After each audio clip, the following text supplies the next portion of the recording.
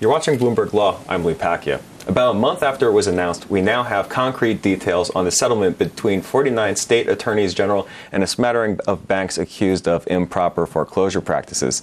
Here to help us walk us through the document that was filed earlier in D.C. federal court, I'm happy to say we have Matt Stoller, fellow at the Roosevelt Institute, and Bloomberg's own contributing editor, Neil Barofsky. Neil, of course, was the special investigator for TARP, and Matt was a senior policy advisor to Representative Alan Grayson of Florida. Gentlemen, thank you for coming in. Welcome. Thanks for having us.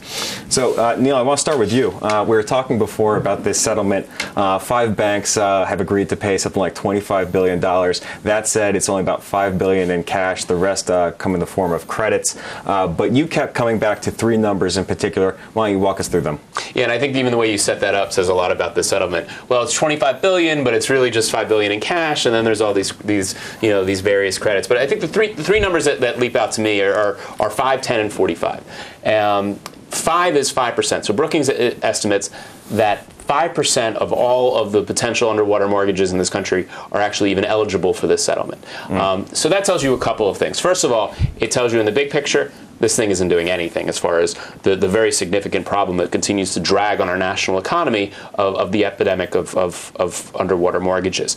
It also indicates, though, that the number that was announced, that was touted by the Attorney General and the Secretary of HUD, that this was going to help up to 1 million homeowners, is probably not going to be true. 5% is roughly about 500,000, which is half of the headline number. So right off the bat, we're looking at a settlement that is probably not going to live up to even its modest promises and isn't going to have much of an impact. So that's a place where I start. And Matt, I wanted to ask you, there was a long period of time between the announcement and when the court documents were actually filed. Did anything, in your opinion, change in that time period? Why did it take so long to get from point A to point B here? Well, I think the part of the reason it took so long is because the banks, the administration, law enforcement officials didn't want to give investors a lot of time to respond to the settlement in court. So it was filed with the court. But I think the details were probably set about a month ago.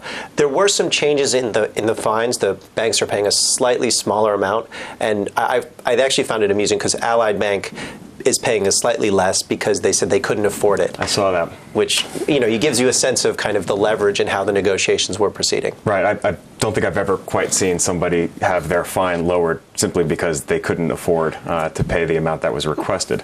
That's unusual. Right. And of course, this is, and one of the reasons why, although this is not our topic for today, but one of the reasons they couldn't afford their fine is because the Fed decided to let them pay $600 million in dividends in the last round of the stress test. So they gave out all that cash and now don't have enough even to meet their legal obligations. Right. But I think the other thing that changed, and the thing that we didn't really know about, was that second number I mentioned to you, which is 10, and the fact that and I think this is, again, symbolic of some of the shortcomings of this whole settlement. Up to 10% of the amount of underwater mortgage credit, as you say, $1.7 billion, can be met through forgiving of deficiency judgments. Right. Now, deficiency judgments, and it's comical in a way, and it wasn't so tragic. So a deficiency judgment, that's when there's a foreclosure and an underwater mortgage is foreclosed, and the difference between what the amount of the loan is versus what the bank's able to sell it for in foreclosure. And that's a spread, and that's called a deficiency judgment, and that happens in every time, basically, there's an underwater mortgage. Now, theoretically, that gives the bank in many states the right to go after the borrower to get that money and get a judgment, and that's where the deficiency judgment. Now, in the real world, not surprisingly, banks don't pursue this. I think 95% of the times banks don't pursue this because, odds are if somebody had this big stash of money, they wouldn't be foreclosing on their house. Sure. So, but under this settlement, right, they're now going to get credit up to $1.7 billion of free money. credit on this settlement.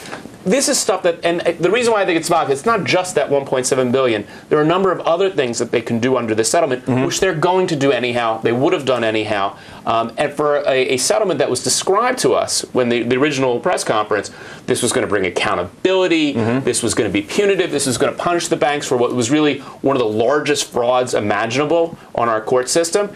And now they're going to get credit under this big headline number, which is I think, appearing to be just politically generated to try to make these guys look a little bit better for what's a bad deal, with stuff that they're going to do anyhow. Matt, we were talking before in the green room about another one of these particular credits. The banks, for donating REO that's on their books to a nonprofit institution or a town, will get dollar-for-dollar credits. What's to say that they can't be giving over homes that were improperly foreclosed to some charitable institution and receiving credits for that? I mean, the whole point of this was to rectify improper foreclosures.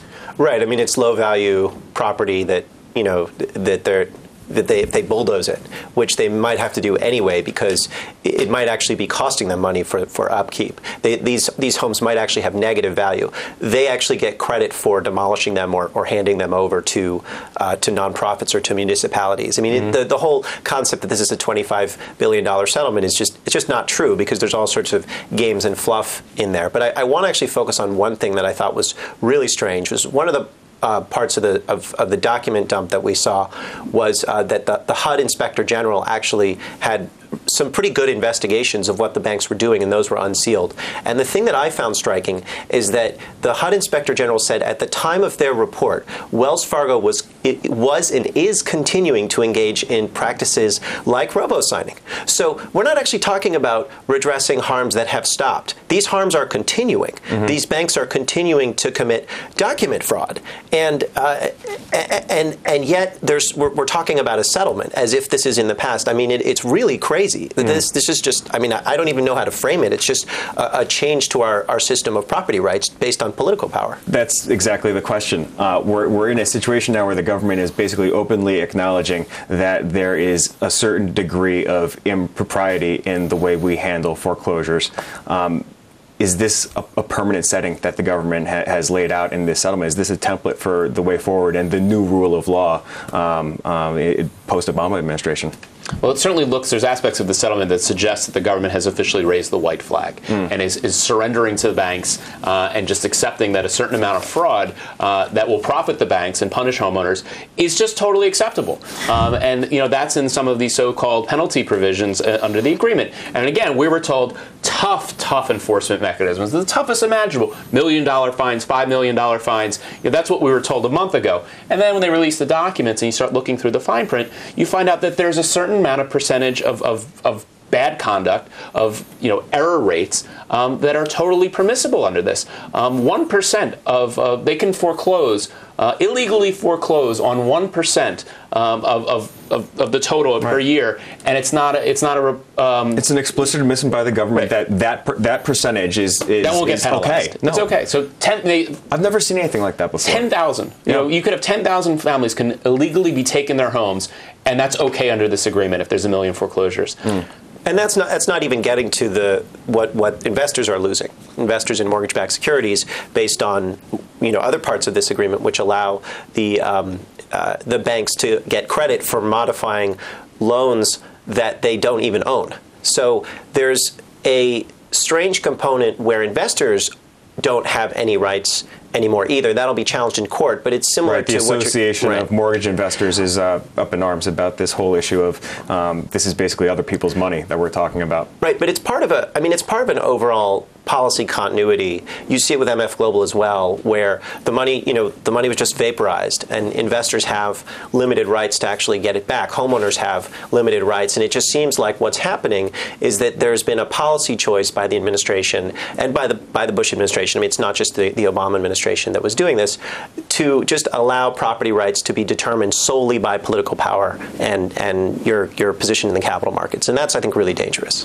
Okay, we have spent a lot of time criticizing. Everyone's been criticizing this deal, as far as I can tell in the media.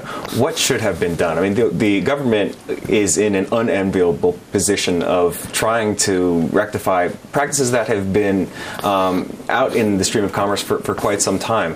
Where should they have started, and what should they have done? Well, it starts with anything, which is clear, articulable goals. What were the goals of the settlement? And we've heard such a hodgepodge of different goals.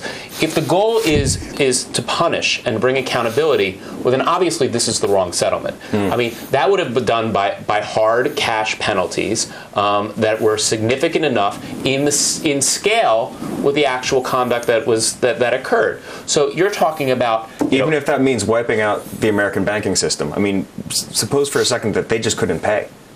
Well, look, I mean, today or yesterday, the Federal Reserve just told J.P. Morgan Chase that they could put out $15 billion of returning capital to its shareholder. So I think we could have numbers here that wouldn't necessarily wreck the banking system. Maybe Ally, which probably should be wrecked and should be put in bankruptcy. One of the 5 involved in this settlement. Right. So, but this settlement isn't going to make the difference. But there's a lot of cash sloshing around these banks. They've been making a lot of money because of the taxpayer since the bailouts of the financial crisis.